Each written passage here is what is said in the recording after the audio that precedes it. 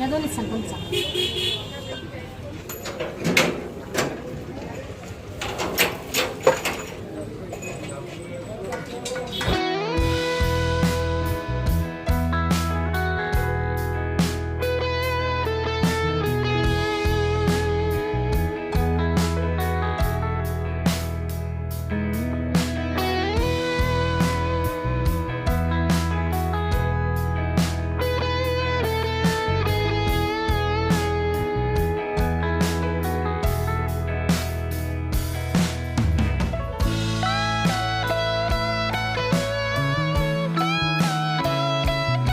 जय श्री गजानन माऊली. सर्वांचं स्वागत आहे गृहिणी स्पेशल मराठीवर. आजचा दिवस तुम्हाला खूप चांगला जाऊ देत हीच महाराजांच्या चरणी प्रार्थना.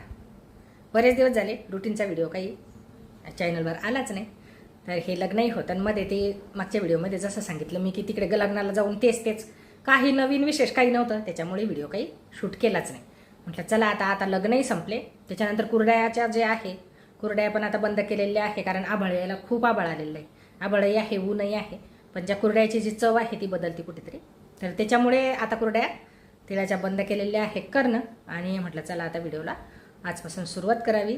बऱ्याच ताईंच्या कमेंट आहे की ताई तुम्ही व्हिडिओ टाकणं बंद केले का. बांधकाम केलं होतं 1-1.5 वर्षाच्या अगोदर, तर तेव्हा मी म्हणजे व्हिडिओ पूर्णपणे बंदच केलेले होते, टाकले नाही. तर यूट्यूबनं बऱ्याच जणींना नोटिफिकेशन पाठवणंच बंद केलं. तर तुम्ही त्यासाठी परत एकदा सबस्क्राईब करून जे ऑलचं बटन आहे ते ऑन करा, म्हणजे कदाचित नोटिफिकेशन तुमच्यापर्यंत येतील. किंवा मग यूट्यूबनं बंदच केलेलं आहे काय माहिती, ते काही समजत नाही. नोटिफिकेशनच जाऊन नाही राहिलं. बऱ्याच ताईंच्या कमेंट आहे. मार्केटमध्ये भेटल्यानंतर पण बऱ्याच जणी म्हणतात की व्हिडिओ टाकणं बंदच केले का, आम्हाला तर येतच नाही. तर काय झालेलं आहे काही मलाही नाही समजून राहिलं. पण नोटिफिकेशन जर नाही आलं तर सरळ सर्च करा. आता इथून पुढे शक्य होतील तर रोजच व्हिडिओ असणार आहेच. म्हणजे आता काही म्हणजे शिल्लकचे कामं काहीच नाही. आणि मध्ये थोडासा तब्येतीचा इश्यू पण झालेला होता, त्याच्यामुळे व्हिडिओ कमी केले होते मी, की तब्येतीपेक्षा दुसरं काही महत्त्वाचं नसतं असं माझं म्हणणं आहे. तर त्याच्यामुळे व्हिडिओ कमीच केले होते, अगदी छोटे व्हिडिओ टाकले. पण आता सगळं व्यवस्थित आहे. तर चला म्हटलं मोठे व्हिडिओ शूट करूया, कारण मोठे व्हिडिओ बऱ्याच ताईंना खूप आवडतात माझे. तर सकाळी सुरुवात केली की व्हिडिओ सुरू होऊन जातो माझा.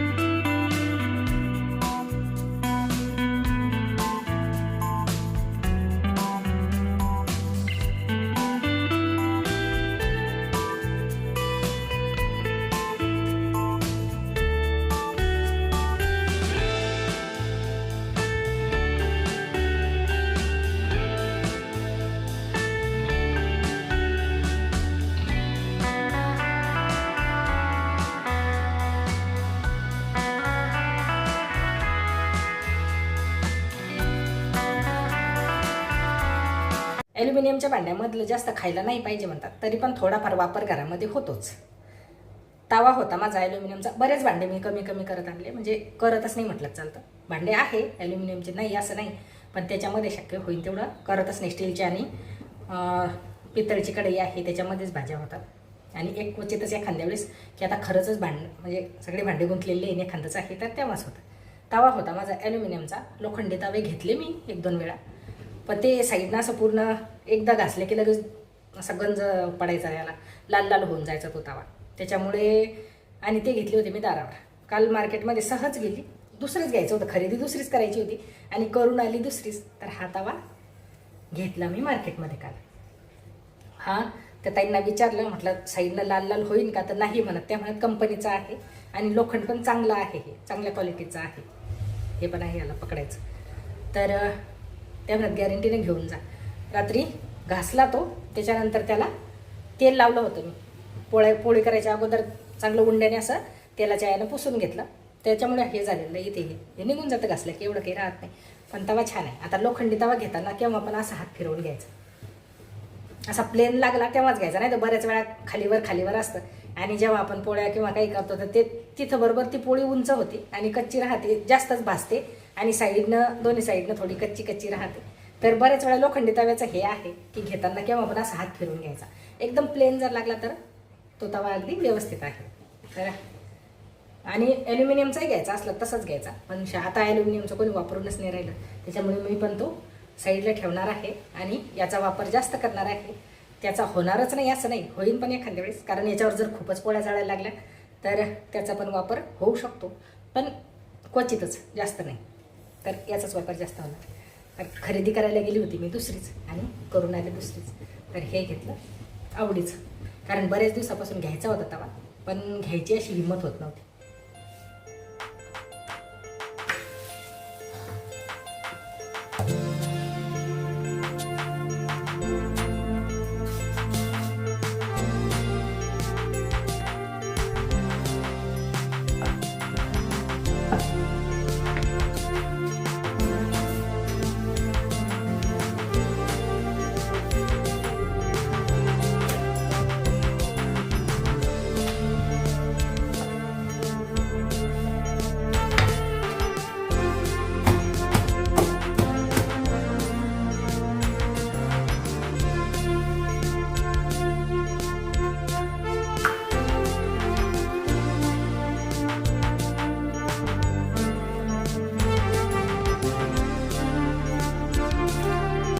पोळ्या होईपर्यंत भाजी पण तयार झाली.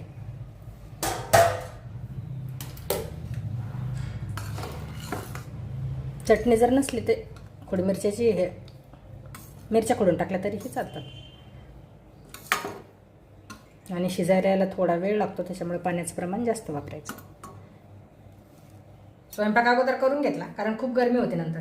आणि आता करणार आहे मी पूजा. पण पूजा करायच्या अगोदर हा काही प्रमोशनचा व्हिडिओ नाही आहे, म्हणजे बऱ्याच ताईंना असं वाटेल की प्रमोशन करून राहिले का.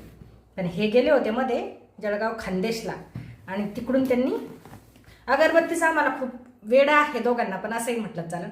आम्ही कुठेही गेलो असं एखादा असं त्याच्यासारखं नसतं ते, खूप वस्तू असतात त्याच्यामध्ये, त्याचं नावही नाही आठवून राहिलं मला आता.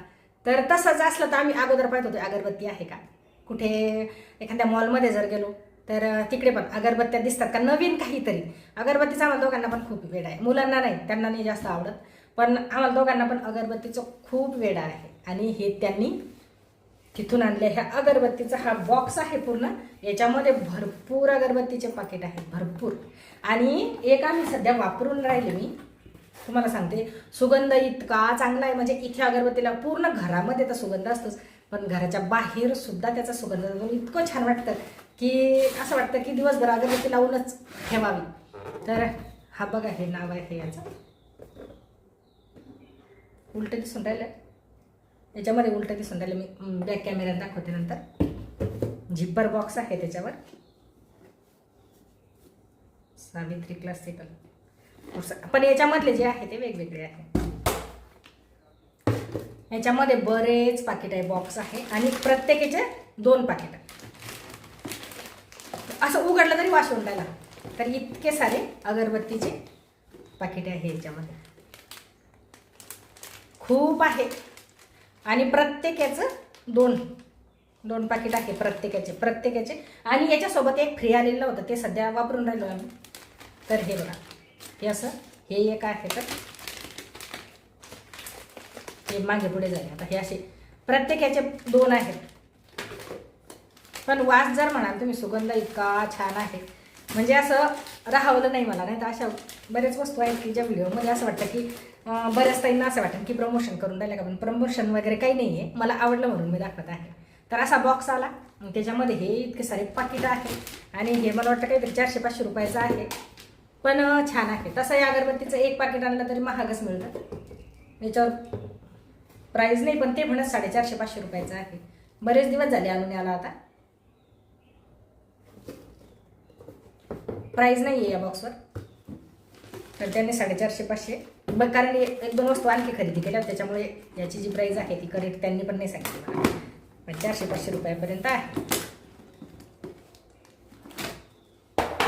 आणि आता हे वर्ष, कारण अगरबत्ती सकाळी ते लावतात, त्याच्यानंतर मी लावते, संध्याकाळी होती, तुळशीजवळ पण होती, बाहेर महादेवाची पिंड आहे त्याच्याजवळ पण होती, तर त्याच्यामुळे अगरबत्ती आम्हाला बऱ्याच लागतात.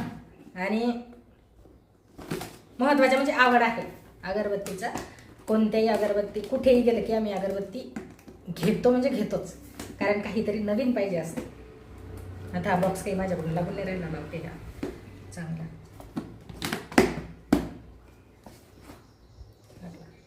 आणि बॉक्स पण छान आहे, डब्बा पण चांगला आहे. अगरबत्त्या संपल्यानंतर हा डब्बा पण उपयोगी येतो. आणि हे या पद्धतीचे याच्यामध्ये आलेलं. याच्यावर एक बॉक्स फ्री पण होता, एक बॉक्स नाही, एक पाकिट पूजा करायची. आणि त्याच्यानंतर बरेच दिवस लग्नामध्ये गेले, परत काही अगोदर तब्येत थोडी बिघडलेली होती, त्याच्यामुळे घराकडे पूर्णपणे दुर्लक्ष झालेलं आहे. आणि त्यात तिळाच्या कुरड्या केल्या, त्याच्यामुळे पसारा जो आहे बराच झालेला आहे, त्याच्यामुळे घर पण आवरणं आहे. आहिस्ते आहिस्ते एकदम नाही आवरणार मी, थोडं थोडं आवरायचं आहे मला. तर अगोदर पूजा करून घेते मी आता. आणि त्याच्यामध्ये म्हटलं त्याचं लॉयन्स एक्सपो नाव आहे. मला बऱ्याच वेळा लागला आठवायला की आपण कुठे गेलो म्हणजे अगरबत्ती शोधतो. तर लॉयन्स एक्सपो लागत असतो खामगावमध्ये, 2 वर्षातून एकदा असतो. तर त्याच्यामध्ये पण खूप साऱ्या व्हरायटीज असतात अगरबत्तीच्या, तिथून आणत असतो. हे मध्ये गेले होते जेजुरीला, तर नवीन देवात आणलेलं आहे. अगोदर होते, खंडोबाची मूर्ती होती माझ्याकडे, पण ती असा धक्का लागला की हलायची ना, असं हलणारं देवघरामध्ये पाहिजे नाही म्हणतात, तर मी ती विसर्जित केली. त्याच्यानंतर ही दुसरी आणली. आता खंडोबाची मूर्ती आहे, परत बानाई आहे आणि कुत्रा पण आहे. तर असं पाहिजे, असायला पाहिजे म्हणतात की कुत्रा पाहिजे मूर्तीसोबत. म्हणजे ज्या जुन्या बाया आहेत त्यांचं ऐकलेलं मी काही असं कुठे पाहिलेलं नाही, पण ज्या जुन्या बाया आहेत त्यांनी सांगितलं की कुत्रा पाहिजे. परत आता बानाई आहे की माळसाबाई आहे काय माहिती, पण मूर्तीसोबत ही एक मूर्ती, 2 खंडोबाची आहे ही, आणि ही एक आहे माळसा किंवा बानाई, दोन्हीपैकी एक असेल. आणि त्याच्यानंतर कुत्रा पण पाहिजे. तर अशी मूर्ती घ्यायला पाहिजे असं म्हणत. गावाकडे ताईच्या मुलीच्या लग्नाच्या वेळेस गेली होती मागच्या वर्षी मी, तर तिथं ते सांगत. त्याच्यामुळे मग या पद्धतीची मूर्ती आणली, ही जेजुरीवरूनच आणली. छान आहे पण.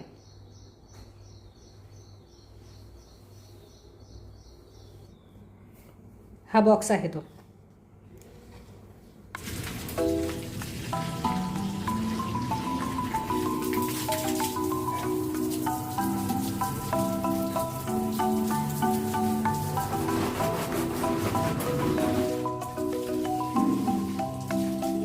सर्व कामं आटोपले. आता दुपारी काय करायचं हा एक प्रश्न सगळ्यांना पडलेला असतो. कारण उन्हाळ्यामध्ये जे शिल्लकचे कामं आहे ते 12 ते 4-5 वाजेपर्यंत तर शक्यच होत नाही, कारण गरमी खूप आहे. इकडे खामगाव म्हटल्यानंतर तर खूपच आहे. लगेच 11-12 वाजले की AC सुरू करावी लागते. आणि ऊन तर पाहायचं कामच नाही. पण आता थोडं आज कालपासून आभाळ आहे, तर थोडंसं वातावरण कमी झालेलं आहे. ऊन जे आहे ते म्हणजे गरमी कमी झाली, ऊन तर नाही, कारण बाहेर गेल्यानंतर ऊन खूप लागतं. आणि या उन्हामुळे गरमीमुळे जे शिल्लकचे कामं आहे घरातले बाकीचे करणं तर शक्य होत नाही. मग मी काय करत असते की ही जी शिलाई मशीन आहे, शिलाई मशीन माझी एका ठिकाणी तुम्हाला कधीच दिसणार नाही.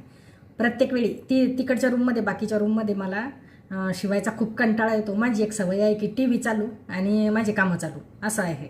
मला थोडंसं ते त्यात म्हणजे कामं करायचा उल्हास येतो. आणि नुसतं ते काम म्हटलं की नाही, TV एखाद्या आपल्या आवडीचा कार्यक्रम लावून द्यायचा आणि त्याच्यानंतर काम करत राहायचं.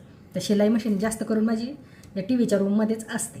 तर आता पण बरेच दिवस झाले, अगोदरच्या दिवशी एखाद्या ब्लाऊजची कटिंग, कारण बरेच शिवायचे बाकी होते, जे मी 1-2 व्हिडिओमध्ये सांगितले तुम्हाला. की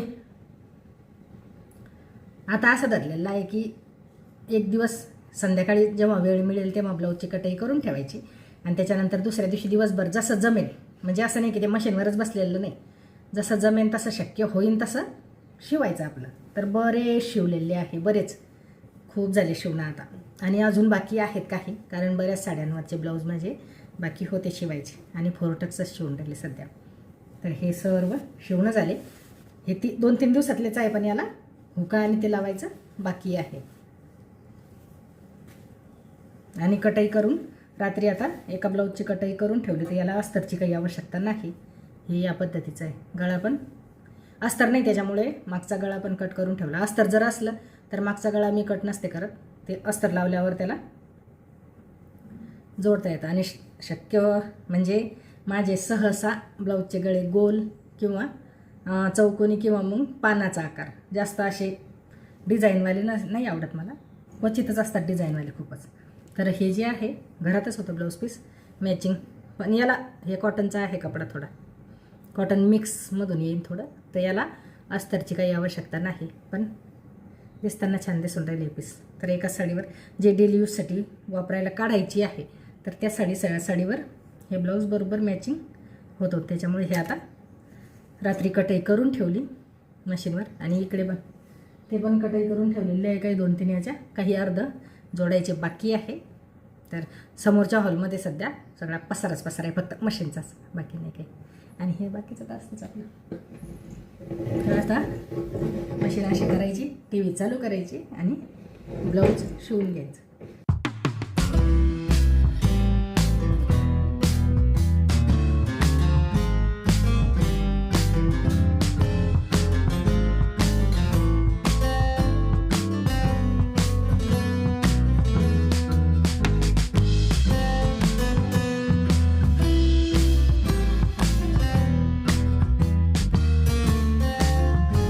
ब्लाऊज पण शिवणं झालं, आराम पण झाला, परत नाश्ता पण झाला. म्हणजे असं नाही की आपण कंटिन्यू जर शिवत राहिलं तर एका दिवसात 2-3 होऊन जातात, पण इतके काही हे घ्यायचं नाही. एक शिवलं तरीही चालतं. आणि घरच्या घरी जर शिकलेलं असलं तर तो फरक पडतो. शिवणं झालं तर शिवायचं, आज कटाई करून ठेवायची, 2 दिवसानंतर शिवायचं, असं काही अर्जंट नसतंच कोणतंच. सकाळी लिंबू टाकून ठेवलेलं होतं साईमध्ये, तर ते थोडंसं फिरवलं की त्याचं लोणी तयार होऊन जातं. आणि नाश्ता खूप उशिरा झाला, त्याच्यामुळे भुका काही जास्त नव्हत्या. तर खिचडी करायची होती, खिचडी पण टाकणं चालू होती आणि इकडे लोणी पण तयार करणं चालू होतं. तर हे आता सकाळी तूप याचं तयार होऊन जाईल. तर या पद्धतीने पूर्ण दिवसाचा व्हिडिओ कंप्लीट झाला. कसा वाटला कमेंटमध्ये नक्की सांगा. चॅनलवर नवीन असाल तर चॅनलला सबस्क्राईब करा. आणि इथून पुढे आता रोज व्हिडिओ येतीलच आपले. भेटू परत. धन्यवाद.